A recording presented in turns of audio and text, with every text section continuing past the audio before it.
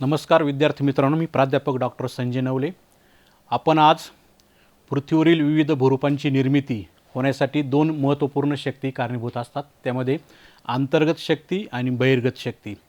अंतर्गत शक्तीमध्ये भूकंप आणि ज्वालामुखी या दोन मूलभूत घटकांचा समावेश होतो. बहिर्गत शक्तीमध्ये प्रामुख्याने यामध्ये ऊन, वारा, पाऊस, हिम यासारख्या घटकांचा समावेश होतो.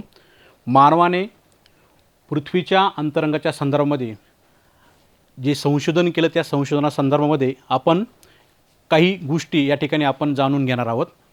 प्रथमतः पृथ्वीच्या अंतरंगाविषयी मानवाने जे संशोधन केलेले ते संशोधन विविध खाणींच्या माध्यमातून अंतर्गत भागातील रचना कशी असावी या संदर्भामध्ये माहिती मिळवण्याचा प्रयत्न केला. मानवाने अवकाशामध्ये हजारो किलोमीटरपर्यंत संशोधन केलेलं आपल्याला दिसून येते, परंतु पृथ्वीच्या अंतर्गत भागामध्ये अधिक तापमान, दाब व घनता असल्याकारणाने मानवाने केवळ 5 किलोमीटरपर्यंत संशोधन केलेलं आपल्याला दिसून येतं. हे 5 किलोमीटरपर्यंत केलेले जे संशोधन आहे हे संशोधन अतिशय नगण्य किंवा तोडके मानले जाते. प्रत्यक्ष पृथ्वीच्या भूकेंद्रापर्यंत 6371 किलोमीटरपर्यंत संशोधन करणे मानवाला सहज शक्य नाही. म्हणून मानवाने पृथ्वीच्या अंतरंगासंदर्भात जे काही संशोधन केलेले ते वेगवेगळ्या लहरींच्या माध्यमातून केलेलं आपल्याला या ठिकाणी दिसून येतं. 1755 लाप्लास नावाच्या शास्त्रज्ञांनी पृथ्वीच्या निर्मिती संदर्भामध्ये आपलं मत या ठिकाणी प्रतिपादन केलं होतं. पृथ्वीची जी प्रारंभिक अवस्था होती, प्रारंभिक अवस्था वायुरूपामध्ये होती. त्यानंतर पृथ्वीला द्रवरूप अवस्था प्राप्त झाली आणि आज आपल्याला पृथ्वीची जी घनरूप अवस्था प्राप्त झालेली दिसून येते. त्या अवस्थेमध्ये संदर्भामध्ये 1755 लाप्लास नावाच्या शास्त्रज्ञाने आपलं मत नोंदवलं. साधारणतः पृथ्वीच्या अंतर्गत भागामध्ये 32 मीटर खोलीपर्यंत गेल्यानंतर आपल्याला 1 डिग्री सेल्सिअसनं तापमान वाढलेलं आपल्याला या ठिकाणी दिसून येतं. शास्त्रज्ञांनी पृथ्वीच्या अंतर्गातील तापमान किंवा इतर घटक द्रव्यांची घनता, ज्वालामुखीच्या उद्रेकातून बाहेर पडणारे पदार्थ किंवा भूकंप लहरी यासारख्या घटकांद्वारे माहिती गोळा करून पृथ्वीचा अंतरंग कसा असावा याविषयी सातत्यपूर्व संशोधन केलं. त्याद्वारे पृथ्वीच्या अंतरंगातील जे वेगवेगळे मुख्य प्रकार असतात, शिलावरण, प्रावरण आणि गाभा याविषयी शास्त्रीय स्वरूपात माहिती प्राप्त करून देण्याचा प्रयत्न केलेला आपल्याला दिसून येतो. प्रथमतः या ठिकाणी पहिला जो महत्त्वपूर्ण जो घटक आहे म्हणजे पृथ्वीच्या अंतर्गत भागामध्ये जसजसे खोल जावे तशी घनता ही वाढत जाते. साधारणपणे पृथ्वीची जी सापेक्ष घनता ही 5.5 असल्याचे आपल्याला दिसून येते आणि पृथ्वीच्या केंद्र भागात म्हणजे भूपृष्ठापासून भूकेंद्रापर्यंत साधारणतः 6371 किलोमीटरपर्यंत पृथ्वीची जी घनता आहे ही घनता 11 असल्याचे संशोधनामधून दिसून येते. पृथ्वीचा जो गाभा आहे या गाभ्यामध्ये प्रामुख्याने निकेल आणि लोह हे दोन धातू खनिजे प्रामुख्याने आढळतात आणि या धातू खनिजांचं प्रामुख्याने प्रमाण अधिक असल्याकारणाने या थराला निफे या नावाने देखील ओळखलं जातं किंवा संबोधलं जातं.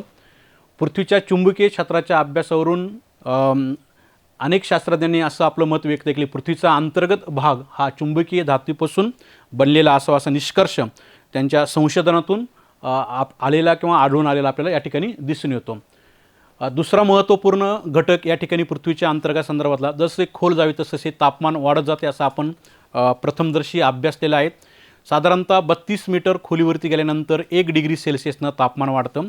म्हणून पृथ्वीच्या अंतरंग भागाविषयी जे काही संशोधन केलेले ते वेगवेगळ्या प्रकारच्या लहरींच्या मार्फत व चुंबकीय लहरींच्या संशोधनातून आपण माहिती प्राप्त करण्याचा प्रयत्न केलेला आहे. साधारणतः 50 किलोमीटर खोलीवरती गेल्यानंतर पृथ्वीच्या अंतर्गत भागामध्ये 1500 डिग्री सेल्सिअस एवढे तापमान वाढतं.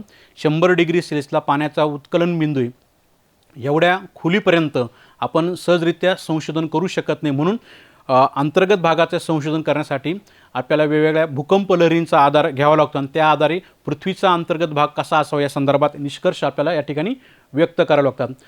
पृथ्वीच्या अंतर्गत भागामध्ये वेगवेगळ्या प्रकारचे किरणोत्सर्गी पदार्थ असतात. त्या किरणोत्सर्गी पदार्थांचं एकमेकांशी संयोग येतो आणि याद्वारे अंतर्गत भागामध्ये अपघटन होऊन प्रचंड मोठ्या प्रमाणामध्ये उष्णता निर्माण होते आणि पृथ्वीच्या अंतरंगात भूऔष्णिक व रासायनिक क्रियेमुळे प्रचंड मोठ्या प्रमाणामध्ये तापमान वाढत जातं. म्हणून साधारणतः 32 मीटरला 1 डिग्री सेल्सिअस तर 6371 किलोमीटरपर्यंत पृथ्वीच्या अंतर्गत भागामध्ये प्रचंड प्रमाणामध्ये तापमान वाढलेलं आपल्याला या ठिकाणी दिसून येतं. दुसरा महत्त्वपूर्ण घटक म्हणजे पृथ्वीच्या अंतरंगाविषयी जी काही माहिती शास्त्रज्ञांनी प्राप्त केली त्यामध्ये भूकंप लहरी. भूकंप लहरींच्या आधारे पृथ्वीच्या अंतर्गत भाग कसा असावा या संदर्भात अचूक माहिती प्राप्त केलेली. यामध्ये भूकंप लहरी 3 प्रकारच्या आढळतात: प्राथमिक लहरी, दुय्यम लहरी आणि भूपृष्ठ लहरी. प्राथमिक लहरींना प्रायमरी वेव्ह, त्याचा शॉर्ट फॉर्म आद्याक्षर पी वेव्ह म्हणून या ठिकाणी गृहीत धरलेला आहे. दुय्यम लहरीला सेकंडरी वेव्ह या नावाने ओळखतात, त्याचा आद्याक्षर कॅपिटल एस वेव्ह म्हणून या ठिकाणी गृहीत धरलेला आहे. आणि भूपृष्ठ लहरीला लॉंग वेव्ह, त्याचा एल म्हणजे PSL. या 3 लहरीच्या आधारे पृथ्वीचा अंतर्गत भाग हा कसा असावा या संदर्भामध्ये भूगर्भशास्त्रज्ञांनी संशोधन करून अंतर्गत भागाविषयी माहिती आपल्यापर्यंत पोहोचवलेली आहे. पहिला प्रथम जो घटक आहे प्राथमिक लहरी, तर या लहरी साधारणतः ज्या ठिकाणी भूकंप केंद्र असतो, भूकंप केंद्रापासून त्याची तीव्रता किती आणि लहरींची उत्पत्ती किंवा निर्माण झाल्यानंतर त्या लहरी कोणत्या दिशेने पसरतात, तर या संदर्भात प्राथमिक लहरी निर्माण झाल्यानंतर प्राथमिक लहरी भूपृष्ठावरती आडव्या दिशेने प्रवास करतात. तर या लहरींचा वेग सर्वाधिक मोठ्या प्रमाणामध्ये असतो. तर या लहरींची नोंद भूकंप मापन केंद्रावरती सर्वात मोठ्या प्रमाणामध्ये होती. तर या लहरी दर सेकंदाला साधारणतः 5 ते 12 किलोमीटर या वेगाने प्रवास करतात. तर पृथ्वीच्या अंतरंगात ह्या 2900 किलोमीटरपर्यंत आणि त्याच्या पुढे देखील प्रवास करतात. म्हणजे प्राथमिक लहरी या घन पदार्थ तसेच द्रव पदार्थ या दोन्ही माध्यमांमधून प्रवास करतात असा प्रथम निष्कर्ष या ठिकाणी प्राप्त होतो. दुसरा महत्त्वपूर्ण घटक दुय्यम लहरी. दुय्यम लहरी या उभ्या दिशेने जसा भूपृष्ठावरती प्रवास करतात अशा आडव्या दिशेने देखील प्रवास करतात. उभ्या दिशेने प्रवास करत असताना ह्या काटकोनामध्ये प्रवास करतात. ह्या लहरी प्राथमिक लहरीपेक्षा अतिशय विध्वंसक म्हणून ओळखल्या जातात.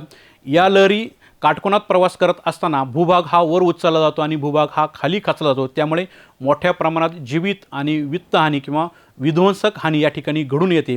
भूकंप आणि ज्वालामुखी यासारख्या हालचाली मोठ्या प्रमाणामध्ये दुय्यम लहरींच्या प्रवासामुळे घडून येतात हे आपल्याला या ठिकाणी स्पष्ट होते.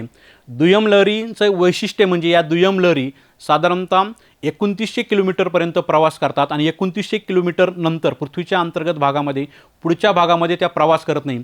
म्हणजे याचा अर्थ असा की दुय्यम लहरी ह्या फक्त घनमाध्यमातूनच प्रवास करतात आणि 2900 किलोमीटर नंतर पृथ्वीच्या अंतर्गत भागामध्ये द्रवरूप पदार्थ म्हणजे लावारस आढळतो.